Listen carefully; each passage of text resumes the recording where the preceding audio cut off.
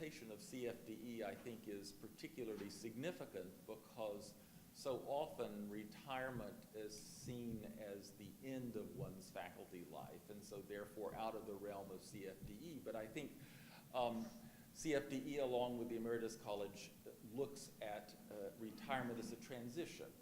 And so it's not an end, but rather a transition to a lot of times new and better things. The Emeritus College offers a place to retire to. And one of our missions is to foster the continued intellectual and scholarly engagement of faculty. There's a table back there with information about the Emeritus College. We have an email newsletter that you're welcome to sign up for. We would love to send that to you. And we're also welcome any active faculty members to go ahead and join the Emeritus College. That's a way of beginning one's transition, and we welcome active faculty members in our organization. In many disciplines, faculty can continue their scholarly and intellectual life in almost the same way as an active faculty member. However, in the experimental and clinical sciences, for reasons I think that we all understand, that's not necessarily the case. And so that's not necessarily a negative. In fact, it can be actually quite energizing.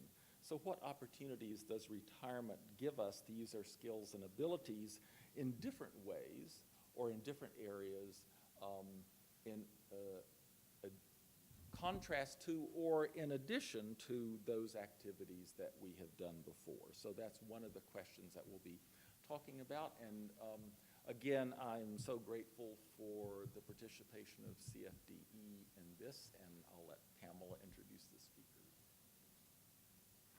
So I'm Pamela Scully. I'm Director of the Center for Faculty Development and Excellence at Emory, and I want to thank Gray again for the collaboration. He's a wonderful colleague, and to thank Alison Adams, who really put this together. If you haven't signed up the sheet at near the end of the room, please do so at the end. And thank you to Dave for joining us on this panel discussion on continuing on in retirement, maintaining a scholarly life in the clinical and experimental sciences. We want to explore in this discussion some of the more sort of existential questions about retiring.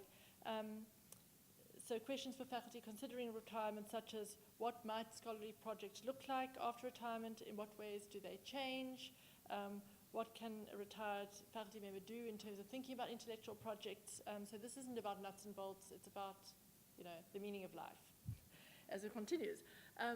And today's panel is the first that we're co-sponsoring with the Emeritus College, and we really do welcome this collaboration.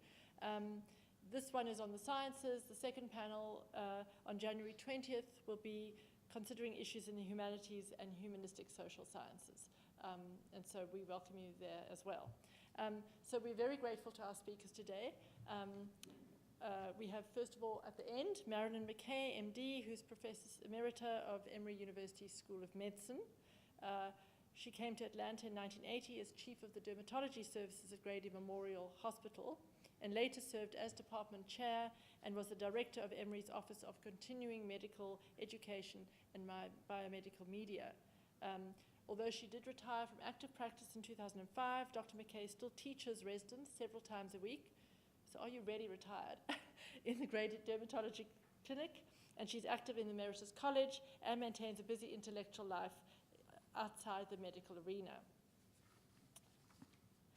Al Padwa is Professor Emeritus from Chemistry, closest to us, Columbia University in 1959, and a PhD there too. He was a National Science Foundation postdoctoral fellow as well, and since his retirement, he's remained active as a scholar in journal editing, editorial boards, fellowships, awards, conferences, and meeting lectures, which gives one a sense of the range of activities that one can in fact continue. And he served as a reviewer on an average of 25 to 30 papers and research proposals per year. Also, since his retirement, he has received several research supports from the National Science Foundation and from the Camille and Henry Dreyfus Foundation, from whom he received the Senior Scientist Mentor Award in 2015 to 2017. And he's worked with 3 postdoctoral research fellows since retirement, as well as with an undergraduate research fellow. And again, this also shows a wonderful range. Stephen Nowicki is Professor Emeritus from Psychology, and he received his BA from Carroll College and his MS from Marquette and his PhD from Purdue. He is the author of more than 350 research publications and presentations, and co-author with Marshall Duke of Abnormal Psychology, the experience of being different. During his 40 years of clinical practice and teaching at Emory University, Dr. Nowicki founded the University Counseling Center, served as Director of Clinical Training, and head of the Psychological Center. He has received 2 Fulbright Awards, Research Awards, and been named a von Humboldt Scholar for Research in Germany. In 2015, he also received a grant from the Templeton Foundation to study the determinants of locus of control. And while at Emory, he won the Emory Williams Teaching Award, among many others. At present, he too continues to teach, do research, and consult with programs that deal with troubled children in Georgia, Illinois, and California, while still maintaining a clinical practice. Each of our panelists will speak for about 12 minutes, and then we'll open up the conversation.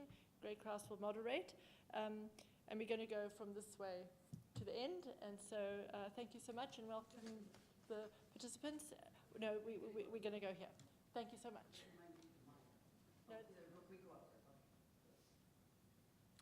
Okay, I assume you can all hear me.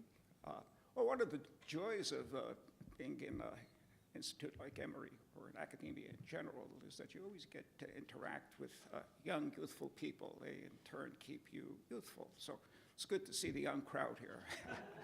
And, you know, I'm not quite sure exactly what I'm supposed to do up here other than rap for about 12 minutes about various aspects of my own career and what my transition was like moving from my position at Emory as a chair professor to an emeritus professor, which took place about 4 years ago. So maybe the best way to do this is to first give you a little calibration of who I am and, you know, what my focus has been over my entire career. So after I finished my postdoc at Wisconsin, I was hired at the faculty at Ohio State University, and I was there for several years and then had the opportunity of making a move over to SUNY Buffalo, back to my roots of New York. And I was there for 13 years, working my way from an associate up to a full professor. And then in the blizzard of '77, I was stuck in my office for 4 days, you know, no communication, an enormous snowstorm, and in the middle of all of this, Leon Mandel, who at that point in time was chair of the chemistry department, asked if I would be interested in making a move from SUNY Buffalo to Emory. And at that point, it sounded like a fine idea. About a week later, after a shower and some sleep, I came down, and one of these 70-degree days in early February, Leon picked me up in his open convertible, and I was had. So that's how I arrived in Emory in 1979. And I've had a rather busy career here, both in my earlier positions at Emory. So I'm an experimental scientist. I'm an organic chemist who's interested in complex structures and assembling them because they have interesting biological activities. And I interact a lot with the pharmaceutical sector. And we are sort of like tinker toy builders. We take smaller fragments and develop ways of assembling them into complexity so that they can intercalate into the biological system. And although we're not interested in so much the biology, is more of the fundamentals of the chemical science. So this is an experimental program, and it requires a lot of work in the laboratory. It's really cooking in a lab. And so it generally takes a student about 5 years to get a PhD in my discipline. And so I've had a balance of both graduate students and postdoctorals, and at I'd say a particular time in my career, I would have somewhere between 15 and 20 students in the group. I probably have had over 250 coworkers since I started my career. And you know, one of my obligations was to fund the whole thing because Emory didn't give me any support from my students in terms of salary. You know, as you well know, in the sciences, you have to provide the funds for not only their living expenses, but you know, fringe and even tuition these days. So yeah, one of my roles, of course, was to raise a lot of money. And so in any given year, I was usually dealing with 3 or 4 grants, maybe 2 at least from the NIH and NSF, and then from some other organization that would come and go. I had to raise about $750,000 a year to fund an operation of that sort. And so I was fortunate enough that I grew up in the era of Sputnik. So money was available, you know. I mean, people were interested in science. And, you know, if you came in under a 20% score on a panel, you know, you did well. And even back at the earlier point in time, you could get 5 years of support, which, of course, more or less, you know, disappeared, at least for the older crowd.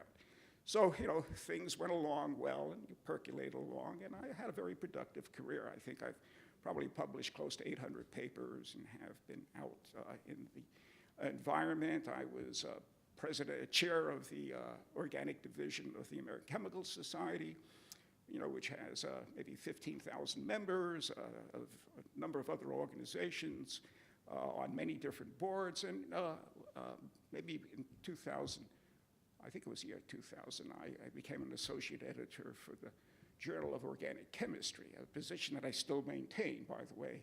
This is going to be my 15th year. And this is the big journal for my field. We probably, my workload is maybe 450 manuscripts a year that I'm sort of responsible in terms of making a decision. You have to process it, get it out to the reviewers. So, you know, just to calibrate you as to where I am. And so, why did I opt for, you know, an emeritus position about 4 years ago? Well, you know, in part, I came to realize that, you know, first of all, the disciplines were changing. You know, what I was doing today isn't really quite where the action is. I think in many ways we've been too successful in this area, and people sort of say, yeah, well, you're just doing more of the same. Yeah, I didn't feel that way, but the panel felt that way. You know, what would happen is that they pat you on the back and they say, hey, you know, you've been doing nice stuff, but you just go away. We have a lot of young people coming up through the stream. And I came to recognize that, and what I didn't want to do is to spend the rest of my, you know, my life writing proposals and getting turned down. Since I never had gotten turned down before, that was a real shock when I got my first rejection from NIH with more or less that message is that, you know, we loved you in the past, but this is not where you're going to, and, you know, because we in part have a dysfunctional government, you know, the rates of hit diminished. So instead of being 20, 25%, they dribbled down to about 8%. And it was tough, and they really wanted to fund young people. And I understood that, and I thought, okay, this is a good time for me to sort of morph from an active career with lots of students into you know, a situation where I no longer have any students. And it took some time. It took maybe about 4 years or so to sort of transition from that activity to where I am right now. And so, you know, the issue is, what is it that I can still do that still maintains my vibrance as a scientist in an area that I've been involved with for over 50 years? So, you know, a number of things. I mean, first of all, there are a few grants out there, at least in my discipline. The Dreyfus Foundation is a good example of that, where they actually have a program really meant for retired emeritus faculty who are still interested in doing research with undergraduates. And there's some money, it's not big money, I think it's $20,000 or so. So I, you know, got a grant. I still have the remnants of an NSF grant. The NSF's a little gentler than the NIH to work with as an organization, although they're changing, I think, because the rejection in NIH is so high that people who would normally not deal with NSF now have morphed over and started, you know, submitting proposals to NSF, so they don't treat you as nicely as they did in previous years. But, you know, there's still some opportunities there. But more importantly, intellectually, you know, I think being an editor keeps me attuned to what's going on, because I've got to read a lot of stuff. I mean, I'm still interested in my discipline, so, you know, I poke around the latest journals and see what's going on. There's a whole stream of visitors that come through our department. Like right now, we're looking at 5 candidates for a position that we have, and every time they arrive and they give seminars, at least I get, you know, to stay in tune with what's going on in terms of the new developments in the field. I interact with my colleagues. We have enough space in our department that nobody really necessarily wants to kick me out. And I think a healthy department has a range of ages because the young people have their crowd to interact with, as do the people in their middle of their career. And even the senior people have a lot of friends and interact a lot. And so, you provide, in a way, a continuity for your own department, which is very, very healthy in terms of how you're perceived on the outside, because, Emory's ranking, in part, is intimately related to how the outside world perceives of the research going on in your program. And they don't always forget you. It turns out one of the things that really surprised me is that I've had quite a number of invitations in the last couple of years after retirement to participate in major conferences, whether I was just in Moscow for a cost symposia, I was at the International Society of Heterocyclic Chemistry meeting in Santa Barbara, and I think the reason is that the people who organize these conferences are looking for balance in terms of their science, and they select young people, the hot new products on the market, and they want to have a distribution, and they throw in one or two senior people into the program. So I've been delighted to participate in this, and I think that's very healthy because you maintain your network of friends and scholars. You hear about some new things. You make some suggestions. You often serve on committees. The organizations are never lacking in terms of reaching out to you, but because they want your input in terms of making decisions for some of the younger people coming through the system. So it's very easy. All you have to do is agree to be on a panel for the NSF or even the NIH so that you still feel involved. So from a scientific viewpoint, I think I'm satisfied. I generally roll into my office maybe about 10:15, 10:30. I leave at about 3:30. I'm very active physically. I do a lot of workouts, so that's important. I do one before and one after. And I have a number of hobbies, some of which may be actually interesting to you. One of which is because I deal in the world of molecules, which are three-dimensional objects that have all sorts of intriguing shapes. Many years ago, I got fascinated with the Calder mobiles. And so I build a lot of mobiles. It's my hobby. And what I do with these things is I give them to all of my colleagues, secretaries, everybody in the department, that 3 minutes, who wander by. And so it turns out that there is still a connection in the art form, which is ongoing. And in fact, if any of you walk by the new wing of our building, I'm sure you've probably seen it on campus, just about a week ago, they put up a very large mobile of mine sitting out there, and you don't even have to walk into the building. What you got to do is walk by it in that transparent, right by the coffee shop in the building, and you'll see it hanging there. So that's another incentive for me to sort of maintain my connections with the department. So you got to be a little bit imaginative in terms of how you reach out. This is a very nice time in one's life because you have a lot of flexibility. He says 3, you say 2. I'll compromise, I'll do 1.5, okay? It turns out that, what I find is that staying both intellectually and physically active works for me. I don't have the stress of generating lots of money for my team anymore, which is a big relief.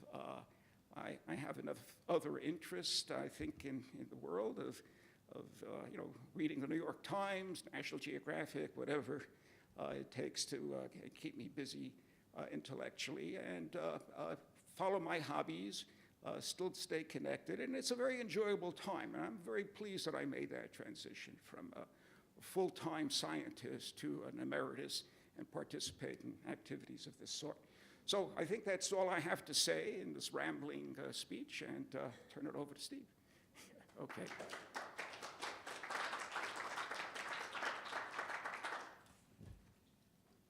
Oh. Well, there are other ways to retire other than at that activity level. It's very impressive. I, myself, this morning, before I came up here, one of the things that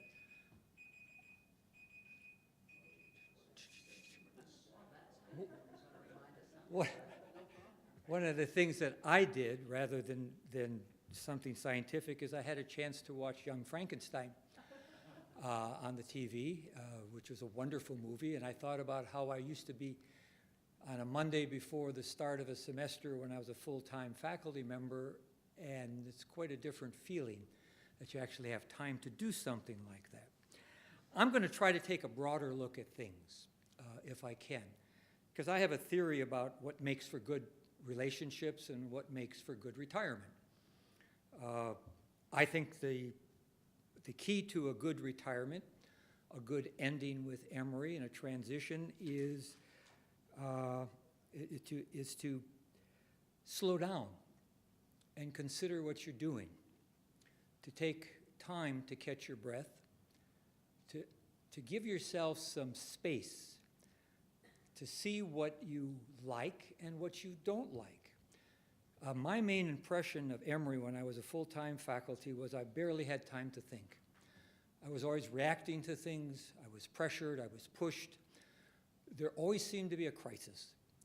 And if there wasn't a crisis, we would make a crisis happen so that because as a full-time faculty member, I don't know if that's true for you, I was always reacting to things. Students with a crisis, meeting that we had to get grants for this and we had to do that. And there is no space that you can clear out for yourself to think about truly what you're doing as a full-time faculty member that you like and you'd like to continue doing, and what you don't like and you'd like to avoid if you could. So, to get to this other side, to get to a good beginning, you have to have a good ending. And that ending, I think, has a lot to do with people and making sure that you say goodbye to people and that you think about your retirement and that you think about the people that you've worked with. I mean, 300 so odd people that you've interacted with. It would be hard to get to all of them, but in those people, there are some that are more important than others. And that you spend some time to talk with those people, to say you're thinking about retiring, and to let them know what they meant to you as you spent your time here at Emory. Because as I look back at my time at Emory, the most important thing I took with me into my retirement was the relationships that I had before I retired. And let me tell you, say a few things about that. If you're going to say goodbye and end, you need to accept some things about what's going to happen. You need to be prepared both physically and psychologically for what's going to happen. I mean, you're never going to win a Nobel Prize. It's just not going to happen. If you retire, you're not going to have as much space as you had before. If you needed that for your physical labs and so on, you may have no space. You may have no research assistants. You had students before and they were assigned to you, and you may have none or you may have very few. And here's something I think you need to think about. You will have fewer colleagues. One of the things that I think frightens most of us when we retire is the fact that once we leave, the door will close and we will not get back in. It doesn't close, but people, when you come back after being retired, are very busy. And they just don't want to stand around and talk about old times with you. And you have to be ready to accept that fact as well. But one of the most important things you have to do as you make this transition from full-time faculty, I think, to whatever is after full-time faculty, is you must stop being reactive and be proactive. You have to think for yourself. I don't know about you. It's different in the physical sciences, I think, than in the social sciences.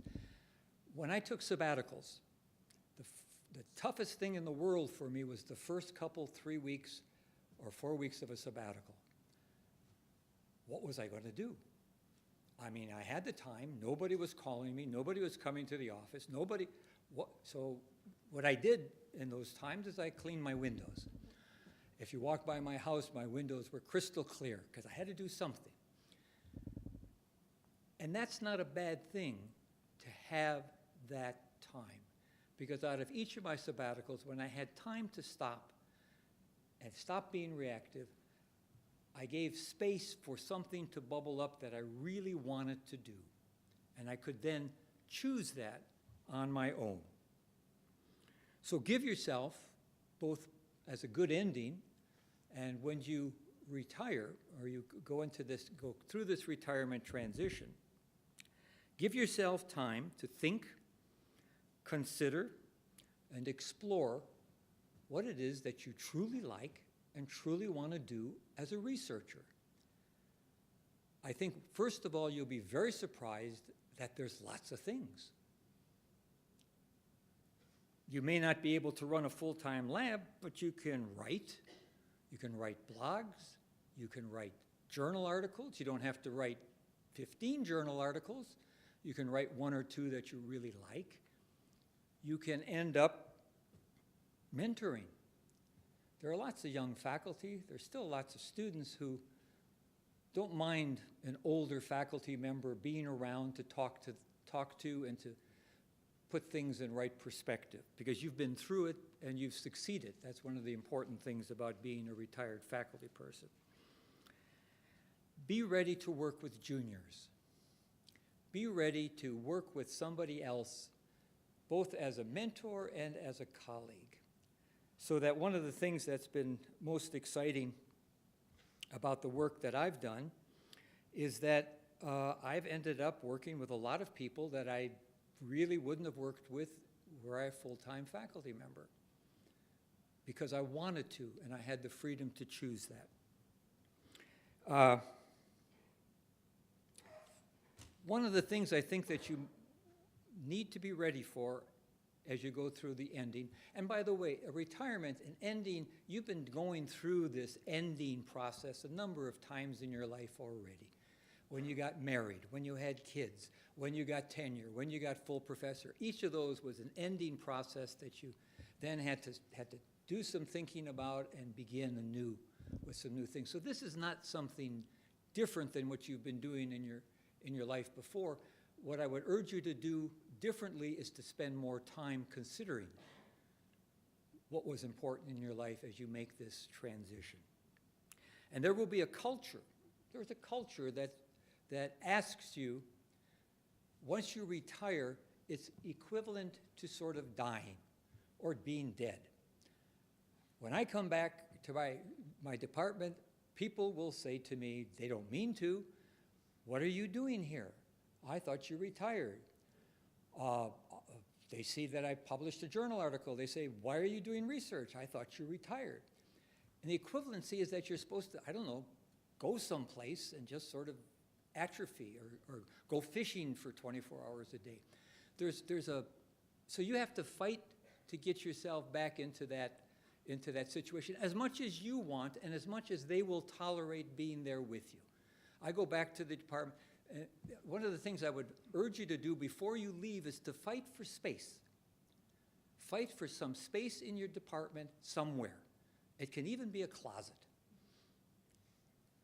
We have an emeritus office in the psychology department. Why? Because I asked for it. I said we have X number of emerita professors that are out there. When they come back to the building, they need a place to go to. They don't need to wait in the lobby with the undergraduates who are sleeping and working on their iPhones and so on. So fight for space. A couple other things before my time is up. If you want to do research at Emory, fight for that right too. Emory is not against you. Emory doesn't know you're around. Emory sometimes doesn't, it's too busy. Emory in some ways is too busy to hate. They don't know that you're there. Make some noise. One of the things I learned in the 4 or 5 years since I've retired is when I've made some noise, when I've asked for things, when I've pushed, it's made things happen. There are things that you can make happen if you want them enough. I would also urge you, there's a lot of resources. Contact the book people. There are people that will help you write books. They're wonderful people. They have conferences 2 or 3 times a year. They connect you up with agents.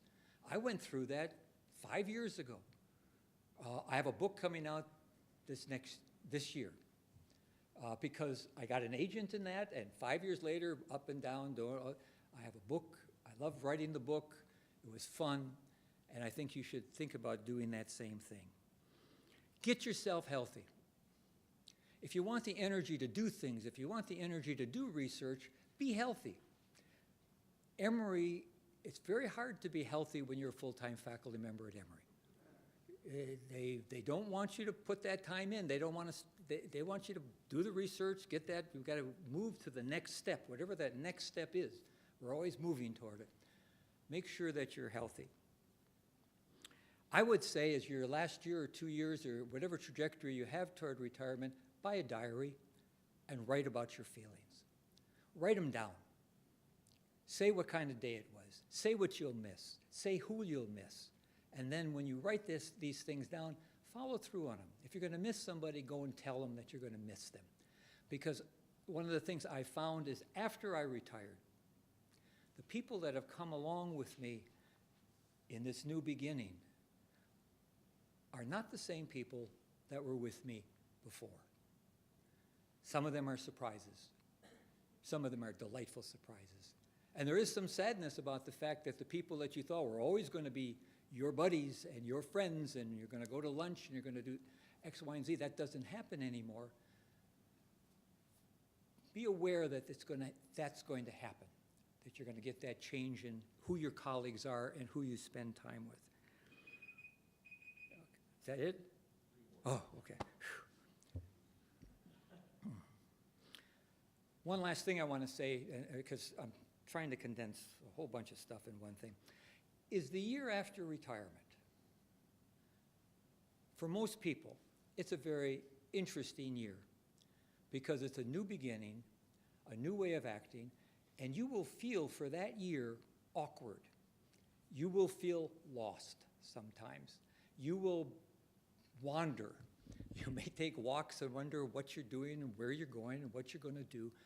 And you will mourn in some ways what you had before. But that year of space is a very, very important year. And it's an opportunity for you to find other ways of dealing with the things you liked about research in ways that are compatible with a new lifestyle that to me has been marvelous. Okay? That's enough. Thanks.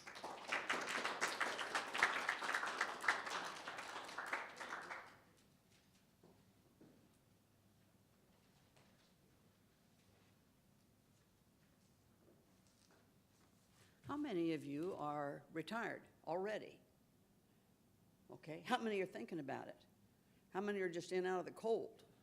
We say that a lot at Grady. I loved your conversation about getting ready to retire. Someone pointed out that, you go back to the department and you were the chairman, and nobody knows who you are. And your letters, you don't get your letter, you don't get your mail.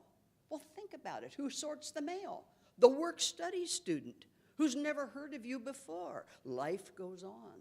It's like the ship sinks, the water flows in, and pretty soon, that's what's going to happen. Now, I'm going to take this from a totally different perspective, and that is that I'm a clinician. My research area was, for good or ill, chronic vulvar pain in women. I saw thousands, literally, referred from everywhere. I was the president of the International Society for the Study of Vulvovaginal Disease, a group that we meet somewhere in the world every 2 years, and we would meet together, and they would have big signs, because there's only about 150 of us, so we'd meet at small resorts, and they were delighted to see us. Welcome, International Society for the Study of Vulvar Disease. And then someone would explain, these are not Swedish car salesmen. And pretty soon it'd say ISSBD, and so that was okay too. My area really in academics was in teaching. I lectured to dermatologists, gynecologists, psychiatrists, general practitioners. I lectured to anybody that would sit still about how to take care of chronic pain in women. And then, of course, I talked about dermatology because everybody wants to know something about dermatology. And I discovered, I started getting interested in training physicians to be better speakers. because I always wanted to be the best speaker at any conference I was at. And then this realization came over me that, you know, maybe it's not about teaching, maybe it's about performance. So I took a class at Emory in the theater department. I said, you know, damn straight it is. And I quit teaching the medical students dermatology. I did that, was chief of derm teaching for students for 15 years, and I started doing theater things. And now here's a way to ease the transition. I moved away when I retired. I moved back to New Mexico, where I grew up. I worked at an HMO. And it was terrific. I actually had people that could afford to fill the prescriptions that I wrote for them. You know, it was marvelous. And they weren't like the Emory patients that, you know, you say, your next patient has hair loss. Oh, my God, no, that's going to take an hour. These patients, you say, well, your hair's thinning. Yeah, it does that when you get older. You can put some stuff on it every day. Oh, no, they'd say. In New Mexico, they had skin cancers, and you had to take care of those all the time, but and mostly dry skin, and that was really interesting. And I wanted to join a book club that my friends, since I grew up there, had, and they said, no, you can't because we're full up. We have other people. And I went home, and I was mad, and my husband said, why don't you just take some theater classes at the university? So I said, well, yeah, I could do that. Well, before I knew it, I was in a master's program in directing for the Department of Theater and Dance, and I'd finished everything. I would have written a thesis, but I over-researched. I'd have to write a book about what I looked up, which was actually about doing medical student shows. The tradition of graduates putting together a show to kind of make fun of their professors and to do this. And it really can be very scholarly if I ever get around to writing it, because I moved back to Atlanta. I just missed the green, and I missed Emory. I missed being around the campus, because remember, I was taking theater classes. I had a life on one side of the campus where they called me Marilynne, and the other side of the campus, I was Dr. McKay, and they never really met. So it was very, very interesting, and what have I done with that? Well, actually, Atlanta has the equivalent of their Tonys for Atlanta. It's called the Susie Awards, and I'm a Susie judge. I see 60-something plays a year as a judge. Plays and musicals and even theater for young audience sometimes, and that's really fun. I mean, I've seen 2 plays this week already. So, and I feel that I'm competent to judge choreography, set, lighting, acting, all of those things, because I did it. You know, I went to school. Now, here's the secret that I want to share with you, and that is, you are here because you have been blessed with a scholarly brain. You just like school. You liked going to it. You like being around it. Well, just cut it loose and let it run. I agree with the year of sitting around. Travel, for heaven's sake. The first time you take a vacation that lasts for 3 weeks, it's like, whoa, who knew this was out there? Take a vacation where somebody tells you about the places you're going, and then take a vacation that you find where you want to go, and you do the research about it yourself. Things take a long time to do when you're retired, because everything's new. You don't go to work and do the same things every time. You don't have the same mailings. Try renovating a kitchen with just you, your husband, and a contractor coach. I built all the cabinets at IKEA. We know the shortcuts through IKEA. We're so good. I can pick up a little piece and say, oh, that piece. Good. I can't tell you the name in Swedish, but I can tell you where it goes. And we didn't have that many left over. So there are many, many things you can do. When I completely retired from medicine, I came back to Atlanta, and I said, you know, I spent 4 years watching Law & Order and training dogs, which was kind of true. But I watched Law & Order with a different view to, you know, what I was seeing, because I'd done theater. But, you know, get a dog, train a dog. There was just amazing things. Take your neighbor's dog to the park, walk in the park, meet people. We have a cadre of people. We got 14 dogs every morning with friends that turn out. One of them went to Yale a year behind my husband, and we chat about all kinds of things. And then when we have a Christmas open house, they come to the house. It's hard to meet people, and you need to be around other people because they get interesting. And here's something that is, Also, I've been a Sherlockian. I forgot to mention that. I'm in the Baker Street Irregulars, and so I've been doing Sherlockian things for years. I've written 2 websites for organizations, one the Adventures of Sherlock Holmes and one the Beacon Society, that raises money to give grants to teachers to teach young people about Sherlock Holmes. And I had to learn how to write the darn websites, you know, and I had to, of course, it was a few years apart, so I had to learn a different programming thing to do it. And that was my goal in 2015. I have divested myself. I've turned each of those over to 2 other people.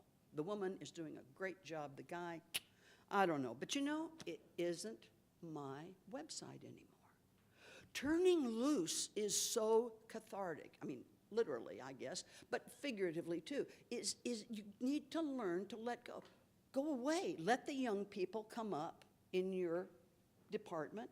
They need the job. They need the money. So it's okay to retire. Now, what I was going to say is that new skills are good.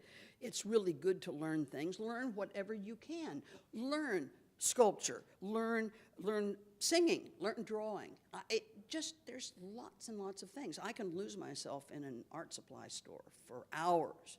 I can lose myself at Home Depot for hours. Turns out both of those places give lessons in how to do whatever the heck you want to do. Pick up something interesting. They'll tell you how to use it.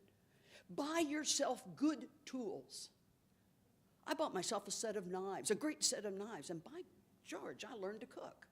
And I mean really cook, which I hadn't ever had the time to do, and invited people over. I like big cooking in a big pot, so I have to invite, 10 or 12 people over. So that's fun too. You can do just incredible things. I still go to the International Society for the you-know-what, and they're in their wisdom, all the old professors, the old people who were presidents, we are the bylaws committee. So we do things like you were saying. We do administrative things. We're able to have the wisdom of years to see, but they also keep us busy, keep us out of the way, because there's a lot of new kind of things coming up. So you can volunteer. You can do, the list is way, way too long. One more thing. Well, 2 more things. Get an iPad, start your morning with an iPad, and watch a few TED Talks every morning. It'll set you up. It's interesting. People are doing the most interesting things all around the world and everywhere. Read the New York Times or the Washington Post, and you can get them pretty much free almost with an EDU address. And here, start now. Cultivate being pleasant to be around. Cultivate being mellow. Carolyn Hacks of the Washington Post about 2 weeks ago, she invited people to say things, and one of them said, I heard that dealing with the difficult in-law. I'd like to talk about our emeritus faculty, which was, they never shut up. They tell you how it was. They want to go on. Don't talk more than you listen as you get older. There's lots of interesting young people doing interesting things. And if you're male, especially when you're talking to women, if you've never heard the term mansplaining, we know the term mansplaining, and that is something that happens that you mention in passing, and they say, oh yes, I know about that, and they start telling you about it. You guys tell women about it. We've been around a long time, and we've been doing lots of interesting things. And ask us. Talk with us about it. We're actually pretty bright. And that brings me back to the Emeritus College, because you'll be with a lot of bright women and men. We've done 2 seminars now. There sits John, the leader of the pack. We just did one on the book called Sapiens, which is fascinating, a history of mankind. We all took particular areas to talk about. I, being a dermatologist, chose the history of white people, which now you may be hearing that on a Monday noon. I don't know. We'll see.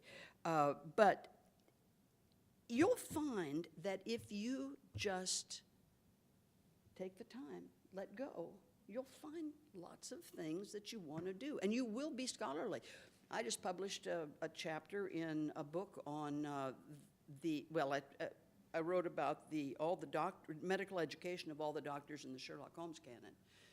So it's stuff I know, But, you know, and maybe I'll do an Ollie talk on detectives. I have to decide. I'm giving myself a little break before I start doing something else. But, you know, there is just so much that you can do and that's out there. And what I think is interesting is that our brains do work that way. If you just let yourself think, and it doesn't, anything that fascinates you, and do exactly what Steve said, and that is go for walks. If you were a biology teacher, you know, you're going to see the trees, the leaves change. What's that? Whoa. Bring it home, you know, it's a little brown snake. They're harmless, that's good. I looked it up. Go Google it. You can do enormous amount of crazy stuff that's fun. And then you might actually do something worthwhile. Maybe you'll volunteer. Maybe you'll teach English as a second language. Maybe you'll mentor kids on science projects. There's a need for all of that wherever you go. And there's a need also to be pleasant to people in your neighborhood. You don't know your neighborhood very well? Psst, try a different neighborhood. Every month, pick a different coffee shop to go to in a different neighborhood in Atlanta, and you'll find the one that fits you. Don't take your computer. Actually talk to people. Maybe you can take, you know, an iPad, but be prepared to put it down and chat. It's really good. Take MARTA. It's only $1 a ride if you're over 65. You can go downtown to the theater. You can do all kinds of stuff, man, and take your dog or not, your choice. So what I have to say is there's just a world out there. Just be glad you have the chance to retire and let it go. Breathe out, exhale. That's it.